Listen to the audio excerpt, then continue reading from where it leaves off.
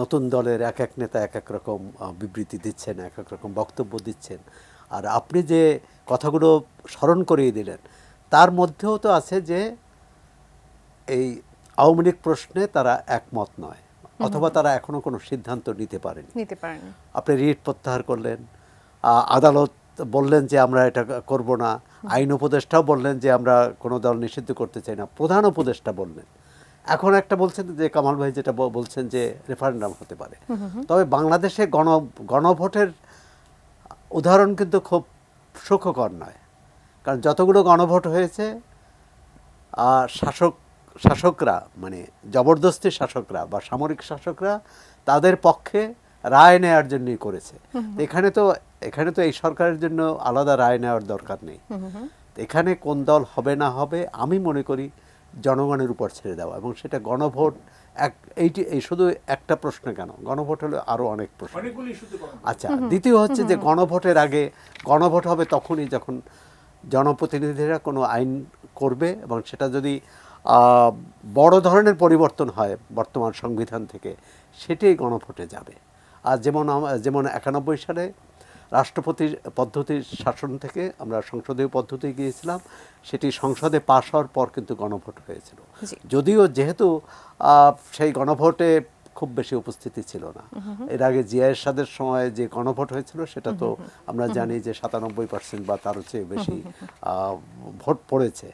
সুতরাং ভোট আবার বিশ্বাসযোগ্য হতে হবে। এখন যে প্রশাসনমূলক ভোটের বিরুদ্ধে এত বড় অভ্যুত্থান হলো, এত আন্দোলন হলো, স্বৈরতন্ত্রের পতন হলো, আবার আমরা আরেকটি ভোটের মহড়া দিতে যাচ্ছি কিনা সেটাও মাথায় রাখতে হবে। অনেকেই বলেছেন আওয়ামী লীগ না বা যে কোনো দল আপনি বাইরে রেখে অন্তর্ভুক্তিমূলক নির্বাচন হবে না।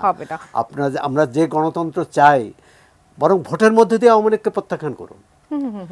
ভোটের মধ্য দিয়ে আওয়ামী লীগকে প্রত্যাখ্যান করেন। মুসলিম লীগ নামে একটা দল আছে, একটা না মানে কয়েকটি গ্রুপ আছে, মানে বিভিন্ন নেতা মুসলিম লীগ নাম ব্যবহার করে রাজনীতি করেন, এবং এবং একাংশ তো কি বলে নির্বাচন কমিশনের নিবন্ধনও আছে। কিন্তু আমরা ভোটের মাঠে কিনে মুসলিম লীগকে দেখি, আওয়ামী লীগকে ওভাবে আপনারা এই করে দেন, আপনাকে প্রত্যাখ্যান করুন, তাহলে তো আর এই বিতর্কের প্রয়োজন হয় না। আপনি কি মনে করেন আর বাস্তবিকতার প্রেক্ষিতে আসলে আওয়ামী লীগের পুনর্বাসন সম্ভব কিনা, এবং রাজনীতি করার ক্ষেত্রে যদি নিষিদ্ধ না করা হয় আর কি কি বাধা কাজ করছে? দেখেন, এটা কথাটা হচ্ছে যে শুধু ডোমেস্টিক্যালি না, আপনি যদি ইনক্লুসিভ নির্বাচন না করেন তাহলে তো গ্লোবালি আপনি সেই নির্বাচনটাকে কেউ অ্যাকসেপ্ট করবে না। আওয়ামী লীগ আমাদের কাছে ধিক্কৃত, জনগণের কাছে ধিক্কৃত, কিন্তু গ্লোবালি তো তারা ওটা দেখবে না। যেমন জাতিসংঘ বলছে যে ইনক্লুসিভ নির্বাচন করতে হবে, ইন্ডিয়ান আর্মি চিফ কি বললো এটা আমাদের দেখার ব্যাপার না, কিংবা অন্য কেউ দেখার ব্যাপার, জাতিসংঘ বলতেছে এইটা। গ্লোবালি আপনাকে এটাকে ইনক্লুসিভ নির্বাচন করতে হবে। এখন যেমন আমি একটা প্রস্তাব দিতে চাই, সেটা হচ্ছে যে আওয়ামী লীগ নির্বাচন করবে, কোনো আওয়ামী লীগ আর নির্বাচন করতে পারবে না। সেটা কি আমি বলতেছি, কোনো আওয়ামী লীগ আর নির্বাচন, সে দুর্নীতি করুক আর না করুক, নৌকা মার্কা নিয়ে ইলেকশন করবে কারা? প্রত্যেকটা কনস্টিটিউয়েন্সিতে এক বা একাধিক প্রাইভেট কলেজ আছে, ঠিক আছে? যে কোনো একটা কলেজ থেকে একজন অ্যাসিস্ট্যান্ট প্রফেসর বা একজন অ্যাসোসিয়েট প্রফেসর, যাদের গায়ে কোনো রাজনীতির গন্ধ নাই, তারা নৌকা মার্কা নিয়ে দাঁড়াবে আওয়ামী লীগের প্রার্থী হয়ে। কিন্তু আওয়ামী লীগের কোনো কমিটিতে ছিল, কোনো আওয়ামী লীগ করছে, জয় বাংলা স্লোগান দিচ্ছে, এরা কেউ নির্বাচন, জনগণ কেন তাদেরকে ভোট দেবে সেইটা দেখা যাবে। নৌকা মার্কা, এটা শুধু কি মার্কার জন্য ভোট দেবে? হ্যাঁ, এটা তো আওয়ামী লীগের ক্যান্ডিডেট হিসেবেই থাকবে, নৌকা মার্কা হিসেবেই থাকবে, কিন্তু ওরা আওয়ামী লীগ আর না, হ্যাঁ, নতুন আওয়ামী লীগ আর, ঠিক আছে? তারপর দেখা যাক কি হয়। এটা করেন, কোনো আওয়ামী লীগ আর ভোট করতে পারবে না। সানবিট সব দিবে সামাল। সানবিট ম্যাজিক প্রেস, ডিশওয়াশিং এর মাথা ঘোরানো সলিউশন। আওয়ামী লীগই ওদেরকে নমিনেশন দিবে, হ্যাঁ, কিন্তু আওয়ামী লীগ যারা করে তারা কেউ নমিনেশন পাবে না, আমি এটাই বলতে চাচ্ছি।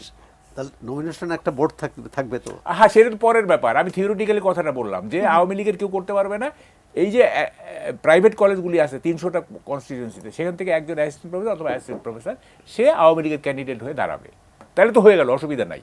হ্যাঁ, তারপর দেখেন, আমি যেটা বলতেছিলাম, যেটা ওই যে সৌরভ ভাইও বলতেছেন যে মানে ভোটের মাধ্যমে প্রত্যাখ্যান করেন, গ্লোবালি রিফাইন্ড আওয়ামী লীগ সম্পর্কে আপনার আইডিয়াটা কেমন, মানে আপনি কি মানে মনে করেন না যে না refined আওয়ামী লীগ- রিফাইন বলতে কিছু নাই, কেউ যে সমস্ত চোর ক্রিমিনাল এরা কখনো রিফাইন্ড হবে না, কখনো রিফাইন্ড হবে না। হ্যাঁ, এগুলি বলে লাভ নাই। হ্যাঁ, এবং আওয়ামী লীগের খুব কম লোক আছে যারা দুর্নীতি করে নাই, খুব কম আছে, একেবারে মানে হাতে গোনা। হ্যাঁ, তো ফলে রিফাইন এগুলো বলেন না, এগুলো ফ্রেশ ব্লাড আওয়ামী লীগের। হ্যাঁ, তারা আওয়ামী লীগ তাদেরকে নমিনেশন দিবে এবং তারা নৌকা মার্কা নিয়ে ইলেকশন করবে, তার দেখেন কি রেজাল্ট হয়। হ্যাঁ, আচ্ছা, আরেকটা বিষয় সেটা হচ্ছে যে সমন্বয়কদের মধ্যে যে পাল্টাপাল্টি, দ্বন্দ্ব, অবিশ্বাস, বিতর্ক খুব দ্রুত সময়ের মধ্যে সবার নজরে চলে আসছে। এই বিষয়টি আসলে তারা তো একটা বড় দল গঠন করতে যাচ্ছে, তারা সেভাবে প্রচারণা চালাচ্ছে, সেটি কি ধরনের প্রভাব রাখবে? দেখেন আরো সমস্যা আরো আছে। এই যে জোনায়েদ এবং রিফাত যে ঢাকা বিশ্ববিদ্যালয় শিবিরের ছিল, তাদেরকে তো এনসিপিতে জায়গা দেয় নাই, মানে নেতৃত্ব দেয় নাই। তারা ঘোষণা দিছে যে এপ্রিলে, এবং তারা এপ্রিল অথবা মেতে তারা নতুন দল গঠন করবে। তারা নতুন দল গঠন করলে তো এনসিপি থেকে একটা বড় অংশ ব্রেক হয়ে, মানে ব্রেক অ্যাওয়ে হবে, তারা ওখান থেকে চলে আসবে এদের যারা দলে, শিবিরের সমর্থক বা যারা এদের হ্যাঁ চলে আসবে, বিরাট। চলে আসবে। তখন তো এটা দুর্বল হয়ে যাবে, আরো দুর্বল হয়ে যাবে। তারপরে এই যে এখন যে যে চারটা কথা বললেন না, সার্জিসের একটা পোস্ট, হাসনাতের এক রকমের, হান্নান মাসুদের এক রকমের, নাসিরউদ্দিন পাটোয়ারির এক নাসিরউদ্দিন ধরনের, পাটোয়ারি। এগুলি কি?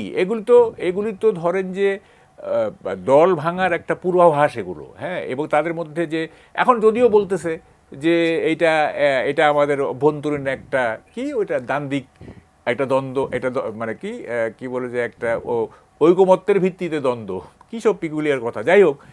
কিন্তু এগুলি তো আস্তে আস্তে এগুলো শার্প হবে। এবং শার্প হবে কেন জানেন? শার্প হবে কোনো আদর্শগত কারণে নয়। বাংলাদেশে যে কোনো দল যে ভেঙেছে কোনো আদর্শগত কারণে না, নেতৃত্ব প্রতিষ্ঠার জন্য।